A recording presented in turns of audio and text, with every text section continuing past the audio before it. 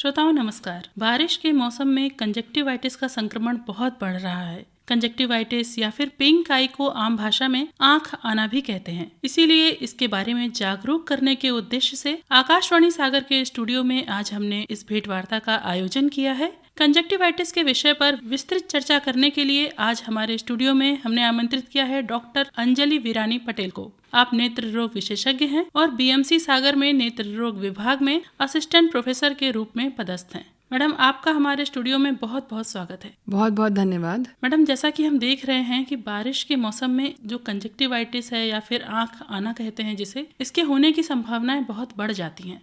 हम आपसे जानना चाहेंगे ये ऐसा क्यों होता है? जैसे हम देख पा रहे हैं अभी कि उमस का मौसम बहुत ज़्यादा है। इसे हम इंग्लिश में कहते हैं ह्यूमिडिटी ज़्यादा होना। ये ह्यूमिडिटी जो है ये वायरस के लिए, बैक्टीरिया के लिए, फंगस के लिए, सबके लिए ग्रोथ के लिए बहुत अच्छा टाइम होता है, अच्छा एक एनवायरनमेंट होता है। तो ऐसी कंडीशंस में इन सब इन्फेक्शन के होने के चांसेस बहुत ज़्यादा हो जाते हैं। और हम देख पा रहे हैं कि ना एग्जैक्टली गर्मी है, ना एक्चुअल में अच्छे से बारिश हो रही है। तो ह्यूमिडिटी इतनी ज़्यादा हो गई है कि इस बार हम इसके केसेस को बहुत ज़्यादा देख पा रहे हैं। जी मैम, जैसे आपने बताया कि ये हमारे पास इस बार केसेस बहुत बढ़ गए हैं, इसलिए लोगों में जागरूकता का भी होना बहुत ज़रूरी है। आप हमें बताइए कि कंजक्टिवाइटिस ये होता क्या है? कंजंक्टिवाइटिस को हम श्लेष्म झिल्ली भी कहते हैं। ये एक ऐसी परत होती है जो कि हमारी आँखों की जो पलक रहती है उसको हमारी आँखों से जोड़ती है। तो इसका काम मेनली कवर करना होता है, लेकिन इसमें क्योंकि जान है तो इसमें इन्फेक्शन होने की संभावना भी रहती है। इसमें जब भी कोई इन्फेक्शन होता है किसी भी रूप से, इसके अंदर कोई भी सूजन आती है तो उसको हम कंजंक्टिवाइटिस कहते हैं। इसके अलग अलग कारण हो सकते हैं। ये हो सकता है किसी बैक्टीरिया के कारण हो, किसी वायरस के कारण हो, या हो सकता है सिंपल एलर्जी के कारण भी हो जाए। और इसमें दिखने वाला जो लालपन है अकेले कंजंक्टिवाइटिस के कारण नहीं, और भी आंखों की डिजीज के कारण हो सकता है, और भी बीमारियों के कारण हो सकता है। जी, जैसा आपने बताया कि और भी बीमारियां हो सकती हैं ऐसे ही, क्योंकि इसके जो लक्षण हैं वो बहुत सारी बीमारियों से, आँख की समस्याओं से मिलते जुलते हैं। तो इसमें पहचान कैसे की जाए कि जब आँख में सूजन है, पलक पर फुंसी है, या आँख के किनारे साइड में कोई पानी का रिसाव हो रहा है, क्या पहचान होती है कि ये जो है ये आँख आना है या कंजक्टिवाइटिस का लक्षण है? कंजंक्टिवाइटिस में देखने में ज़्यादातर कोई कमी नहीं आती है। कोई धुंधलापन ज़्यादातर नहीं आता है जब तक कोई एडवांस केस ना हो या उसका संक्रमण आपकी पुतली की तरफ ना बढ़ रहा हो। तो ऐसी कंडीशन में ज़्यादातर तो हम इसको कंजंक्टिवाइटिस माने। लेकिन आंखों में दर्द ज़्यादा होना, उसमें दिखाई कम देना, या और भी कई लक्षण होते हैं जैसे कंकड़ दिखना या फिर आपको मच्छर जलता हुआ दिखना, ये सारी संभावनाएं होती हैं कि आँख के अंदर कोई इन्फेक्शन हो रहा है। तो ऐसी सारी कंडीशंस के लिए ही मुझे लगता है कि डॉक्टर बने हैं जिनने इतनी पढ़ाई करी है कि वो इन सब चीज़ों को अलग अलग तरीके से समझ पाते हैं। तो मेरी हमेशा यही सलाह रहती है कि किसी भी बीमारी का अगर आपको दिख रहे हैं कोई लक्षण, तो आपको ज़रूर डॉक्टर से कंसल्ट करना चाहिए। जी बिल्कुल, डॉक्टर से कंसल्ट करना चाहिए। और हम इसी बात पर जानना चाहेंगे कि जो कंजक्टिवाइटिस है इसके अलग से क्या लक्षण होते हैं, कैसे इसको पहचाना जा सकता है? देखिए, आम जनता के हिसाब से, जैसे अभी की बात करूं मैं, क्योंकि अभी कंजंक्टिवाइटिस इतना ज़्यादा फैल रहा है कि हम कह सकते हैं कि आंखों में पलक पे सूजन आ जाना, आंखों का लाल पड़ना, आंखों में कंकड़ चुभना, या फिर थोड़ा हल्का फुल्का दर्द रहना या डिस्कम्फर्ट होना, आंखों से पानी आना, ये सारे फीचर्स जो हैं लगभग कंजंक्टिवाइटिस के हैं फिलहाल। जी, ऐसे में जो बचाव है वो बहुत अहम रोल निभाता है कि हमें अपने बचाव की पूरी तैयारी करनी चाहिए। हम आपसे जानना चाहेंगे मैडम कि हमें इस वक्त क्या क्या सावधानियां रखनी चाहिए? क्योंकि ये जो इन्फेक्शन है एक इंसान से दूसरे इंसान में छूने से फैल रहा है, तो हमें ये समझ में आ रहा है कि जो एक पीड़ित इंसान है उसका आंसू या आंखों से निकलने वाला कोई भी द्रव फिलहाल इन्फेक्शन की स्थिति जनरेट कर सकता है। तो हमें थोड़ा ऐसे लोगों से थोड़ा दूर रहना चाहिए। कॉमन स्विमिंग पूल यूज़ करना भी आजकल बहुत ज़्यादा हानिकारक हो सकता है इन्फेक्शन फैलने के तरह से देखा जाए तो। उसके अलावा हो जाता है कॉमन तौलिए, कॉमन रुमाल इस्तेमाल करना, हाथों को बार बार सैनिटाइज करना चाहिए, चेहरे पे हाथ कम लगाना चाहिए। तो ये सारी चीज़ें भी आपको बचा सकती हैं अपनी आंखों तक इन्फेक्शन ले जाने के लिए, क्योंकि आपके कोई ना कोई चीज़ छुई हुई होगी जिससे इन्फेक्शन ये पहुंच सकता है आपकी आंखों तक। इसके अलावा एक बहुत ज़रूरी चीज़ है कॉस्मेटिक्स। महिलाएं रोज़मर्रा में काजल, आईलाइनर या मस्कारा, इन सब चीज़ों का इस्तेमाल करती हैं। अगर आपको इन्फेक्शन हुआ है तो जो भी आप इस्तेमाल कर रहे थे उनको आप उठा के फेंक दीजिए। ये चीज़ें आपको दोबारा संक्रमण करा सकती हैं, या अगर आपकी यही चीज़ों का इस्तेमाल किसी और ने किया है तो भी उनको संक्रमण हो सकता है। साथ में अगर आप कॉन्टैक्ट लेंस यूज़ करते हैं तो कॉन्टैक्ट लेंस में भी इन्फेक्शन रह जाने की संभावना बहुत ज़्यादा रहती है। जो आपका इन्फेक्टेड कॉन्टैक्ट लेंस है उसको भी आप फेंक दीजिए, नया कॉन्टैक्ट लेंस खरीदिए, और जब तक आपको इन्फेक्शन है तब तक उसका इस्तेमाल मत करिए। जी मैडम, जैसे आपने बताया कि जो सामान होते हैं इनके उपयोग करने से हमारा कंजक्टिवाइटिस जो है वो बढ़ जाता है या फैलने लगता है।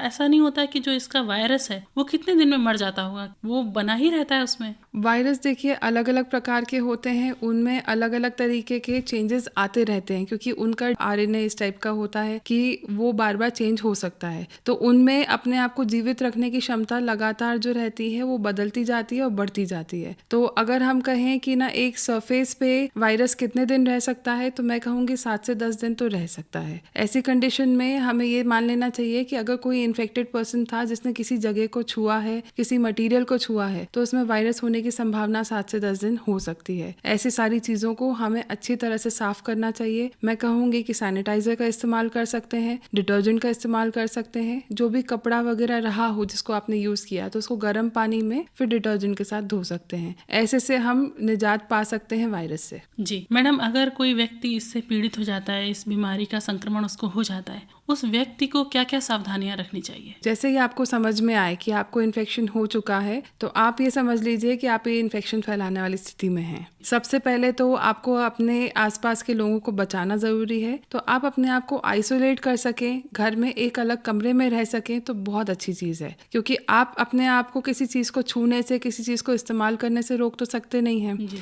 तो ऐसी स्थिति में आप जिस एरिया में रह रहे हैं या जिस कमरे में रह रहे हैं उधर तक ही इन्फेक्शन सीमित रहे तो ज़्यादा अच्छा है। दूसरी चीज़ ये कि अपनी चीज़ों को भी आइसोलेट करिए। जो भी चीज़ें आप इस्तेमाल कर रहे थे, तौलिया हो गया, आपका रुमाल हो गया, आपके कपड़े हो गए, या फिर आप जो भी कॉस्मेटिक या फिर यही सब चीज़ें जो हमने भी डिस्कस करी हैं, इन सब चीज़ों को आप अलग रख लीजिए। उसके बाद फिर आप कर सकते हैं हाथों को बार बार सैनिटाइज। हाथों को सैनिटाइज करने का तात्पर्य ये है कि आप जब भी अपनी आंखों को हाथ लगाते हैं, क्योंकि आपको तकलीफ हो रही है, आपका हाथ वहां पे जाएगा ही, आप उससे रोक नहीं पाएंगे। लेकिन जरूरी नहीं है कि आप हर बार ध्यान दे पाएं कि आपने अभी आंखों को हाथ लगाया था, अब हाथ धो लिए जाए। तो उससे अच्छा है कि आप नियमित रूप से आप हर थोड़ी देर में अपने हाथों को सैनिटाइज करते रहें।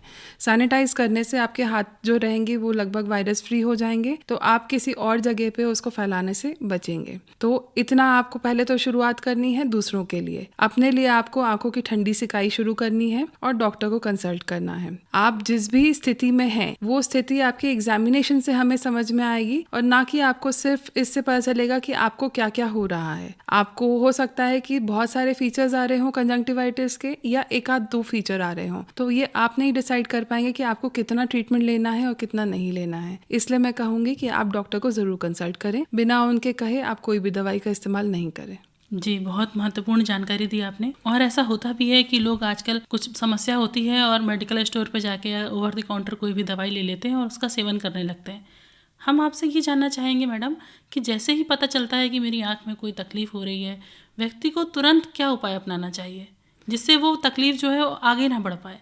वायरस का जब भी कोई डिजीज़ होता है उसका एक कोर्स होता है। हम ये नहीं कर सकते कि उस कोर्स को टोटली स्टॉप कर दें, क्योंकि हम वायरल कंजंक्टिवाइटिस में भी जो दवाइयाँ देते हैं वो पेशेंट को रिलीफ देने के लिए देते हैं कि उनको जितनी तकलीफें हो रही हैं उससे थोड़ा सा उनको आराम लगे। दूसरा ये कि उसमें आगे के इन्फेक्शन होना रुक जाए, क्योंकि वायरस जो रहता है रोग प्रतिरोधक जो क्षमता रहती है शरीर की उसको कम करता है। अब जैसे वो कंजंक्टिवा पे हुआ है तो वो आंखों की क्षमता को कम करेगा। ऐसी स्थिति में इंसान को बैक्टीरिया का इन्फेक्शन हो सकता है। उस इन्फेक्शन को बचाने के लिए हम दवाई देते हैं। पेशेंट को उसके सिम्टम्स से थोड़ा सा राहत दिलाने के लिए हम दवाई देते हैं, ना कि एग्जैक्टली वायरस को खत्म करने के लिए। तो वायरस तो अपना कोर्स पकड़ेगा ही। अब ऐसी स्थिति में हमें बस ये ध्यान रखना है कि हम घबराएं नहीं कि एक पर्सन से हमने या एक डॉक्टर से हमने सलाह ली, उनसे दवाई ली, हमें आराम नहीं लगा, हम तुरंत दूसरे के पास गए और वही दवाई हमें वापस मिली तो हमने ये मान लिया कि वो दवाई हम पे असर नहीं कर रही है। ऐसा नहीं होगा। वायरस 7 से 10 दिन, कई बार 14 दिन, कई बार 21 दिन तक अपने शरीर में रहता है और डिजीज कराता है। तो उसका जो कोर्स है वो वैसा ही चलेगा। आपको हम बाकी डिजीज से बचाने के लिए दवाई देंगे, आपकी जितनी भी तकलीफें हैं उससे आपको निजात पाने के लिए हम दवाई देंगे, लेकिन आप वायरस को तुरंत वहीं पर नहीं रोक पाएंगे। जी, मैडम, जैसे व्यक्ति को जब उपचार की तरफ बढ़ता है, अपना पहला कदम बढ़ाता है और वो दवाइयों का कोर्स करता है, लेकिन जब आराम मिल जाती है कुछ व्यक्तियों को, तो फिर वो बाकी कोर्स जो होता है उसको अधूरा छोड़ देते हैं। उससे क्या नुकसान हो सकता है? एंटीबायोटिक्स जितने हमारे लिए कारगर हैं उतनी ही आगे चल के हमारे लिए बिल्कुल किसी काम की ना बचे ऐसी स्थिति भी जनरेट हो सकती है। कारण ये है कि एंटीबायोटिक्स का एक प्रॉपर कोर्स लेने से हमारा जो शरीर है उसमें पूरी तरह से इन्फेक्शन खत्म होता है और बैक्टीरिया को ऐसा अपने अंदर जेनेटिक चेंज करने का मौका नहीं मिलता जिससे वो उस एंटीबायोटिक को काम करने से रोक सके। नॉर्मली बैक्टीरिया क्या होता है, उसमें डीएनए प्रेजेंट है तो वो उस डीएनए को हर थोड़े टाइम में चेंज करेगा। जो भी एंटीबायोटिक काम कर रही थी उसके लिए एक रेजिस्टेंट चीज जनरेट कर लेगा कि अब इसके बाद आगे वाली जो उनकी पीढ़ियां रहेंगी उनके ऊपर एंटीबायोटिक काम ना कर पाए। तो इस चीज के लिए हमें एक एंटीबायोटिक कोर्स पूरा लेना जरूरी होता है। यहीं पे अगर हमने बीच में उसको छोड़ दिया, जैसे कि हम अक्सर देखते हैं कोई भी कंडीशन हुई, भले गला खराब है किसी का, भले शरीर में कहीं इन्फेक्शन हुआ है, भले आंखों में कोई इन्फेक्शन हुआ है, लेकिन बीच में जब इंसान कोर्स छोड़ता है तो वो बैक्टीरिया जो वहां पे रहता है उसको टाइम मिल जाता है उस एंटीबायोटिक के लिए रेजिस्टेंस डेवलप करने के लिए, और आगे जाके वो एंटीबायोटिक कई लोगों पे काम करना बंद हो जाती है। तो ऐसी कंडीशन में हमारे पास बहुत कम ऑप्शंस बचते हैं एंटीबायोटिक के जो उस बैक्टीरिया पे काम कर सकते हैं। तो मेरी यही सलाह रहेगी सबसे कि जब आपको कहा जा रहा है कि आपको 5 दिन या 7 दिन का कोर्स लेना है तो प्लीज लीजिए, क्योंकि आगे चल के ऐसी स्थिति नहीं उत्पन्न होनी चाहिए जहाँ पे हम बीमार पड़े और हम पे कोई दवा असर नहीं कर पा रही है। ये हमारे ही हित में है। बिल्कुल, बहुत ही महत्वपूर्ण जानकारी दी डॉक्टर साहिबा आपने, और हमें उम्मीद है कि आज जो हमारे श्रोता हमारे कार्यक्रम को सुन रहे हैं वो अपनी दवाओं का कोर्स पूरा करेंगे। कई श्रोता ऐसे होते हैं जो पूरी दवाई का कोर्स नहीं करते और उसके कितने भयावह परिणाम हो सकते हैं अभी डॉक्टर साहिबा ने हमें बताया है। तो हमें जागरूक रहने की बहुत आवश्यकता है। मैडम, आगे बात करते हैं उपचार की। आपने ये हमें डॉक्टरी उपचार बताए। हम जानना चाहेंगे कि जब आंखों में ऐसी कोई समस्या हो रही है तो हमारा घरेलू उपचार और खान पान वो किस तरह का होना चाहिए? खान पान वाकई में बहुत ज़रूरी चीज़ है। जैसे हम वायरस के बारे में बात करें तो वायरस ऐसी जगह पर अटैक करता है जहाँ पे इंसान की रोग प्रतिरोधक क्षमता बहुत कम होती है, क्योंकि हमारी आंखें खुली रहती हैं, आंखें लगातार बाहर के एटमॉस्फेयर से एक्सपोज हो रही होती हैं, भले ह्यूमिडिटी हो या ठंडक हो या गर्मी हो, हर चीज़ को, तो उसके हिसाब से वायरस का अटैक होने की पॉसिबिलिटी बढ़ती है। तो इसलिए हमें समझ में आता है कि जब रोग प्रतिरोधक क्षमता अच्छी होगी तो वायरस के अटैक के चांसेस भी कम हो जाते हैं। उस चीज़ के लिए हम हमेशा कहते हैं कि अच्छा खान पान होना चाहिए जिसमें एंटीऑक्सीडेंट्स हों। एंटीऑक्सीडेंट्स में हमारे बहुत सारी चीज़ें आती हैं, जैसे कि खट्टे फल आ जाते हैं, अच्छे हरी सब्जियां आ जाती हैं। ये सब हमारी रोग प्रतिरोधक क्षमता को बढ़ाते हैं। जब भी वायरस का कोई अटैक हो भी जाता है तो भी उनका डिजीज़ बहुत माइल्ड रहे, तो जितनी अच्छी इम्यूनिटी उतनी अच्छी और उतनी जल्दी रिकवरी। साथ ही मैंने देखा है कि घरेलू उपचार लोग बहुत फॉलो करते हैं। ठीक है, हम मानते हैं कि घी बहुत अच्छा होता है, लेकिन खाने के लिए, आँख में डालने के लिए नहीं। और शहद बहुत अच्छा है, टेस्ट में बहुत अच्छा है, लेकिन आँखों के लिए बिल्कुल भी नहीं है। अभी मेरे पास एक मरीज आया था जिसने प्याज का रस आँखों में डाल लिया था। आजकल मैं मान रही हूँ कि प्याज के रस का बहुत प्रचार प्रसार हो रहा है कि बहुत अच्छा है हमारे शरीर के लिए, हमारे बालों के लिए, लेकिन आँखों के लिए बिल्कुल भी नहीं है। तो आप इस चीज़ को समझिए कि आँखें बहुत सेंसिटिव स्ट्रक्चर हैं, इतना नहीं झेल सकती हैं। जब आप ये सब चीज़ें करते हैं तो हो सकता है कि उसका इन्फेक्शन इतना बढ़ जाए कि उसके बाद हमारे संभालने लायक भी ना बचे। घरेलू उपचार की जगह आप डॉक्टर से आके सलाह लीजिए और अच्छी दवाई लीजिए, जल्दी ठीक भी होंगे और कोई नुकसान भी नहीं होगा। एक उपचार जो मैं कह सकती हूँ आप घर पे रह के कर सकते हैं वो है ठंडी सिकाई। ठंडी सिकाई के लिए आपको बहुत ज़्यादा कुछ खर्च करने की ज़रूरत नहीं है। सिर्फ घर में जो रखी है बर्फ़, उसको आप कपड़े में लपेटिए, सुबह शाम आप 5 से 10 मिनट सिकाई करिए, आपको बहुत आराम लगेगा। जी मैडम, जैसे आपने बताया कि इस तरह के पेशेंट आपके पास आते हैं जो इस तरह के जो घरेलू उपचार हैं उसमें पड़ जाते हैं। कई जगह गांव में अभी भी ऐसा है कि कुछ लोग टोटके या झाड़ फूंक में पड़ जाते हैं, सोचते हैं ये कोई देवी प्रकोप है या फिर उसके कोई किसी पत्ते से या किसी फूल से उसको सही करने लग जाते हैं। और इन सब चीज़ों से क्या होता है, समस्या और बढ़ जाती है, आराम तो नहीं मिलता। हम जानना चाहेंगे कि आप बताइए कि इन सब चीज़ों के जो टोटके हैं, झाड़ फूंक हैं, इनके क्या दुष्परिणाम हो सकते हैं? हमारी जो कॉर्निया है, ये बहुत ही सेंसिटिव स्ट्रक्चर है।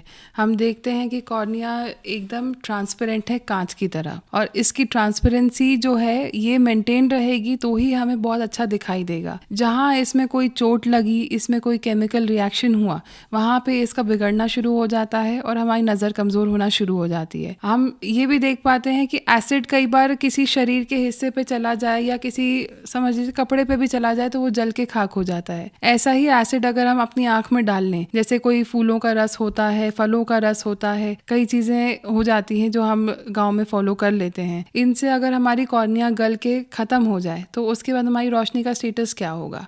कुछ भी नहीं, हम अंधे हो सकते हैं। तो ये बहुत ही सीरियस मैटर है जिसको हमें कंसिडर करना चाहिए कि टोटके वगैरह जो थे, ये सब चीज़ें तब होती थी जब आपके आसपास लोग नहीं होते थे आपको कोई सलाह देने के लिए। आजकल हर CHC PHC पे डॉक्टर अवेलेबल है, तो आप उनसे सलाह लीजिए। और आजकल तो हर गवर्नमेंट फैसिलिटी पे फ्री इलाज हो रहा है, फ्री मेडिसिन्स मिल रही हैं, तो किस बात से हम रोक रहे हैं अपने आप को? प्लीज़ आपसे यही अनुरोध है कि घर के टोटके मत इस्तेमाल करिए। अंधे होने का खतरा आप खुद बढ़ाते जा रहे हैं, और अंधे होने का जो रेशियो इंडिया में है बाकी कंट्रीज़ के कंपैरिजन में, वो बहुत ज़्यादा है। तो प्लीज़ हमारी भी मदद करिए इसको कम करने में। मैडम, अभी आपने बात की कि हमारी जो कॉर्निया है वो एकदम ट्रांसपेरेंट होती है और उसमें छोटी सी भी हमारी सावधानी का अगर हम नहीं रखते हैं तो हमें अंधे होने का खतरा बढ़ जाता है। ऐसे ही बच्चों की आंखें जो बहुत सेंसिटिव होती हैं, जो माताएं होती हैं अपने बच्चे के लिए आंख को बड़ा करने के उद्देश्य से उसमें जो काजल लगाती हैं, क्या उससे भी कुछ संक्रमण हो सकता है? और वो काजल लगाना कितना सेफ होता है? जो काजल बच्चों में अप्लाई किया जाता है वो हमेशा लोग घर में बनाते हैं। घर में हम कोई भी ऐसा प्रोसीजर नहीं कर पाते हैं जिसमें कि बैक्टीरिया वायरस इस्तेमाल ना हो रहे हों। तो सबसे पहली चीज़ तो हम यही समझ सकते हैं कि हम आँखों में खुद ही अपने हाथ से बैक्टीरिया वायरस लगा रहे हैं। दूसरी चीज़ कि जो काजल होता है उसमें कई कण होते हैं, तो वो कण जो रहते हैं हमारे आंसू के जो रास्ता होता है उसमें जाके फंस सकते हैं। अगर वो फंस जाएं तो बच्चों की आंखों की नली तो वैसे ही बहुत छोटी होती है, अगर हम उस नली को ब्लॉक कर देंगे तो हो सकता है कि उसमें संक्रमण हो जाए बच्चों का, उसके बाद हमें ऑपरेशन करना पड़े। तो ऐसी स्थिति उत्पन्न नहीं करनी चाहिए हमें। काजल लगाने से ऐसी कोई स्टडी नहीं है जो ये प्रूव कर पाए कि आंखें बड़ी होती हैं, आंखों की रोशनी बढ़ती है, ऐसा कुछ भी नहीं हो सकता है। ये सब डिपेंड करेगा कि आपकी जेनेटिक्स कैसी है, आपकी आंखों की बनावट कैसी है। इन सब चीज़ों पर डिपेंड करेगा कि आपकी आंखों का शेप कैसे रहना है, उसका साइज़ कैसा रहना है, और उसमें चश्मे का नंबर लगना है कि नहीं लगना है। इस सब से ही आपका सब डिसीजन होगा, ना कि किसी काजल लगाने से। तो मेरी सलाह ये रहेगी कि आंखों में इन्फेक्शन का स्रोत मत उत्पन्न करिए, ना ही आप आंखों के जो आंसू का रास्ता है उसको ब्लॉक करिए, क्योंकि इतने छोटे बच्चों में ऑपरेशन करना ना हमें अच्छा लगेगा और ना आपको अच्छा लगेगा। बिल्कुल, बहुत ही अच्छी जानकारी दी मैडम आपने। और हमारे जो भी श्रोता आज हमारे कार्यक्रम को सुन रहे हैं उन सबसे अनुरोध है कि बच्चों की आंखों में काजल ना लगाएं। मैडम, क्या आई फ्लू का जो खतरा है वो बच्चों को भी हो सकता है? डेफिनेटली सबसे पहले तो बच्चे ही अफेक्ट हो रहे हैं, क्योंकि हम देख पा रहे हैं कि बच्चों को जैसे हम स्कूल भेजते हैं, एक बच्चे को इन्फेक्शन हुआ, उससे बहुत आसानी से दूसरे बच्चों में फैला, वो बच्चे घर आए, उनने आके अपने परिवारों में इन्फेक्शन फैलाया, और ऐसे करके जो हमारे वायरल कंजंक्टिवाइटिस के पेशेंट हैं वो लगातार बढ़ते जा रहे हैं। बच्चों में सबसे ज़्यादा दिक्कत ये है कि उनको समझाना, उनको प्रिकॉशंस का महत्व बताना, ये चीज़ें बहुत मुश्किल हैं, क्योंकि बच्चों का मन चंचल होता है। आज वो थोड़ा फॉलो करेंगे, हमारे सामने सैनिटाइजर लगाएंगे, थोड़ी देर में फिर खेल में मग्न हो जाएंगे और सब कुछ भूल जाएंगे। अब उनको इस बात से थोड़ी फर्क पड़ता है कि सामने वाले को इन्फेक्शन है या नहीं है, उनके लिए दोस्त तो दोस्त है। तो इस चीज़ के लिए मैं कहूँगी कि बच्चों को आप रोक नहीं सकते हैं, लेकिन थोड़ा सा आप उनके साथ सतर्क रह सकते हैं कि अगर उनको इन्फेक्शन हुआ है तो उसका इलाज करा लीजिए। जी मैडम, कंजक्टिवाइटिस या आई फ्लू जो होता है, जो संक्रमण है, क्या ये अपने आप ठीक हो जाता है या इसके लिए डॉक्टर को दिखाना बहुत ज़रूरी हो जाता है? देखिए, जैसे मैंने शुरुआत में कहा था कि वायरस अपना कोर्स पकड़ता है, अपने कोर्स में ही चलता है, धीरे धीरे रिकवरी में आ जाता है, जो कि टोटली डिपेंड करेगा कि पर्सन की इम्यूनिटी कितनी अच्छी है। तो ये तो अपने आप ठीक हो सकता है। ये एक जगह पे जहाँ पे भी इन्फेक्शन करा रहा है वहाँ पे इम्यूनिटी कम कराता है, तो उसमें आपकी पॉसिबिलिटी बढ़ जाती है कि इन्फेक्शन आपको बैक्टीरिया का भी हो सकता है, फंगस का भी हो सकता है। ऐसी कंडीशन को ही बचाने के लिए हमें मेनली दवाई लेने की ज़रूरत होती है। इसके साथ साथ मैं आपको बताना चाहूँगी चाहूँगी कि वायरस कई बार कंजंक्टिवा से आगे बढ़कर आपकी पुतली पे भी आ सकता है, उसमें भी इन्फेक्शन करा सकता है। तो उसके इन्फेक्शन के कारण आपकी पुतली पे सफ़ेदी पड़ सकती है, जिसको ठीक होने में कई बार साल भर भी लग सकता है। तो उस स्थिति को अपन शुरुआत में ही ट्रीट करें तो हो सकता है कि वो सारी जो आपकी ओपेसिटीज़ जिनको बोलते हैं या सफ़ेदपन कहते हैं, वो चीज़ों के लिए अपन ट्रीटमेंट शुरू करें और उसको पहले ही ठीक कर लें। जी, यानी कि हमें डॉक्टर को दिखाना ही है। ये सबसे अच्छी सलाह है, डॉक्टर को ज़रूर दिखाइए। जी मैडम, क्या क्या जोखिम कारक हो सकते हैं इसमें, जिनसे इसका जो संक्रमण है वो और अधिक गंभीर हो सकता है? देखिए, बहुत गंभीरता वाली चीज़ तो नहीं है वैसे, मतलब कंजंक्टिवाइटिस बाहर की झिल्ली है तो नज़र जाने की संभावना ज़्यादातर नहीं रहती है। पुतली पे थोड़ा बहुत फैल सकती है, उस पर सफ़ेदी करा सकती है, तो उसके लिए हमें थोड़ा ध्यान देना पड़ेगा कि उसका हम ट्रीटमेंट टाइम पे करा लें, नहीं तो हो सकता है कि वो छाले में कन्वर्ट हो जाए और उसके बाद फिर रोशनी कम हो सकती है। ज़्यादातर केसेस में ज़्यादा सीरियस नहीं हो पाता ये डिजीज़ जो है। जी, बहुत ही महत्वपूर्ण और बेहद ज़रूरी जानकारियाँ आज आपने हमारे स्टूडियो में दी हैं। और हमारे स्टूडियो में आज हमारे साथ हैं डॉक्टर अंजलि वीरानी पटेल जी, और बातचीत को आगे जारी रखते हैं। मैडम, हम आँखों के विषय में जो बात कर रहे थे कि हमें अपने आँखों की नियमित देखभाल किस प्रकार से करनी चाहिए? जैसे हम अगर ये मानते हैं कि हमारी आँखें बहुत स्वस्थ हैं, तो भी हमें एक रूटीन चेकअप कराना चाहिए अपनी आँखों का, जो कि साल भर में एक बार कराया जा सकता है। ये रूटीन चेकअप में हम अपनी आँखों का आगे का हिस्सा, जिसमें कि कॉर्निया और आगे की और चीज़ें आती हैं, और पीछे का हिस्सा मतलब पर्दा चेक करा सकते हैं। क्योंकि एज के साथ बहुत सारे चेंजेस हमारी आंखों में आना शुरू होते हैं, जिसके लिए हमें देखना पड़ता है कि ना क्या क्या चेंजेस हमारे लिए हानिकारक हो सकते हैं। दूसरी चीज़ हम ये कर सकते हैं कि जैसे आप 40 के पार जाते हैं तो अपनी आंखों के लिए एक चश्मे का अपने आप को तोहफा दें, क्योंकि जैसे हम लोग बूढ़े होने लगते हैं वैसे ही हमारी आंखें भी बूढ़ी होने लगती हैं। तो हमारी आंखों को एक चश्मे के सहारे की ज़रूरत होती है पास का पढ़ने के लिए। अगर आंखों में आंसू की कमी आने लगती है तो उसके कारण भी हमें आंखों में कंकड़ चुभना या थोड़ा बहुत आंसू आना, ये सब चीज़ें भी होने लगती हैं। तो ये भी हमें समझ में नहीं आ पाती हैं, तो उसके लिए भी आप चेक करा सकते हैं और थोड़ा बहुत आपका ट्रीटमेंट होगा और उसके बाद आपको फिर भी ठीक लगने लगेगा। तो ये मेरे ख्याल से बहुत माइनर चीज़ें हैं जो हम अपने आप को स्वस्थ समझ के अवॉइड करते हैं, लेकिन इसके लिए हमें ट्रीटमेंट लेना पड़ सकता है। और इसके साथ मैं कहूँगी कि जितने लोग डायबिटीज़ या फिर ब्लड प्रेशर की दवाइयाँ खाते हैं, उन लोगों को हमेशा अपने पर्दे की जांच कराते रहना चाहिए। शुरुआती तौर पे तो हम ये कहेंगे कि साल भर में आपको अपने पर्दे की जांच करानी चाहिए, लेकिन अगर आपकी आंखों में कोई डिजीज़ मिलता है या कोई भी आपका ऐसा चेंज मिलता है जो कि शुगर से रिलेटेड है या बीपी से रिलेटेड है, तो उसके हिसाब से आपको डॉक्टर सलाह देंगे कि आपको कितने टाइम में नियमित जाँचें कराना ज़रूरी है। इतनी ही सलाह है मेरी। जी मैम, बहुत अच्छी सलाह दी आपने। और एक सलाह हम आपसे ये लेना चाहेंगे कि आजकल जो टीवी और मोबाइल का युग चल गया है और लोगों का स्क्रीन टाइम बहुत ज़्यादा होता है, इस स्क्रीन टाइम को कितना होना चाहिए? जो एक आपका कुछ स्टैंडर्ड होता होगा, हमारी आंखें कितनी देर देख सकती हैं, बच्चों की आंखें कितनी देर टीवी देख सकती हैं, या मोबाइल बच्चों को किस उम्र में देना चाहिए? बच्चों से शुरुआत करें तो 2 साल के बच्चों तक तो हमें स्क्रीन देना ही नहीं चाहिए बच्चों को, भले वो मोबाइल स्क्रीन हो, भले वो टीवी स्क्रीन हो या लैपटॉप स्क्रीन हो। अब उसके बाद की बात करें तो जैसा हम देख पा रहे हैं कि आजकल पढ़ाई हो गया या काम हो गया लोगों का, जो कि कंप्यूटर, लैपटॉप, टीवी इन सब पे बहुत ज़्यादा डिपेंडेंट हो गया है। तो उस चीज़ को तो मैं नहीं कह सकती कि हम नियमित तौर पे 2 घंटे, 4 घंटे या 6 घंटे कर दें, लेकिन ये ज़रूर कह सकती हूँ कि आप जब उसको यूज़ कर रहे हैं, एक हमारा नियम है 20-20-20 रूल, जो ये कहता है कि हमें हर 20 मिनट में स्क्रीन से ब्रेक लेना चाहिए, 20 फीट दूर देखना चाहिए 20 सेकंड के लिए। इससे हमारी आइज को रिलैक्सेशन मिलता है और उसके बाद हम अगर काम पे वापस लौटते हैं तो हमें उतना स्ट्रेन नहीं होता जितना नॉर्मल लगातार देखते रहने पे होता है।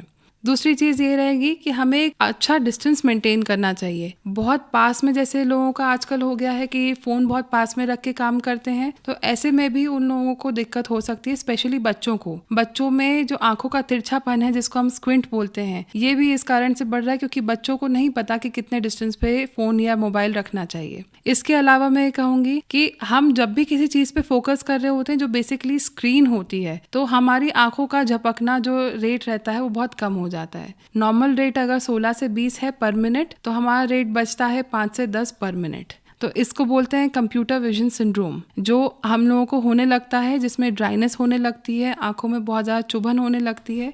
इस सब को बचाने के लिए हमें ये ध्यान देना है कि हम जब भी स्क्रीन पे काम कर रहे हैं हर थोड़ी देर में आंखों को झपकाएं, वॉलंटरीली झपकाएं, याद करके झपकाएं, ताकि हमारे आंसू जो है बराबर फैलते रहें और आंखों में सूखापन नहीं आए। इसके साथ मैं यही कहूँगी कि अगर आप स्क्रीन का बहुत ज़्यादा यूज़ करने के लिए मजबूर हैं, जैसे स्टूडेंट्स हैं या जिन लोगों का कंप्यूटर का ही काम है, तो वो लोग अपनी आंखों को ठंडे पानी से बीच बीच में धोते रहें ताकि आईज रिलैक्स हो। मैं उनको कहूँगी कि आप जेल गॉगल्स को परचेज करिए। जेल गॉगल्स को आप फ्रीजर में रख सकते हैं और उसके बाद फिर उसको निकाल के एनी टाइम यूज़ कर सकते हैं। तो अगर आप सुबह शाम जेल गॉगल्स को यूज़ कर रहे हैं फॉर 10 मिनट्स ईच, या फिर आपकी रिक्वायरमेंट के अकॉर्डिंग यूज़ कर रहे हैं, तो आपकी आईज बहुत रिलैक्स्ड रहेंगी एंड रिफ्रेश रहेंगी नेक्स्ट डे काम करने के लिए। तो इससे हम कंप्यूटर विजन सिंड्रोम को थोड़ा प्रिवेंट कर सकते हैं। जी, बेहद ही महत्वपूर्ण जानकारी दी मैडम आपने, और हमें उम्मीद है कि आज हमारे जो भी श्रोता हमारे इस कार्यक्रम को सुन रहे होंगे इससे लाभान्वित होंगे, जागरूक होंगे और अपनी आंखों का बहुत ध्यान रखेंगे। मैडम, आपका हमारे स्टूडियो में आने के लिए और इतनी अच्छी जानकारियां हमसे साझा करने के लिए आपका बहुत बहुत धन्यवाद। Thank you so much.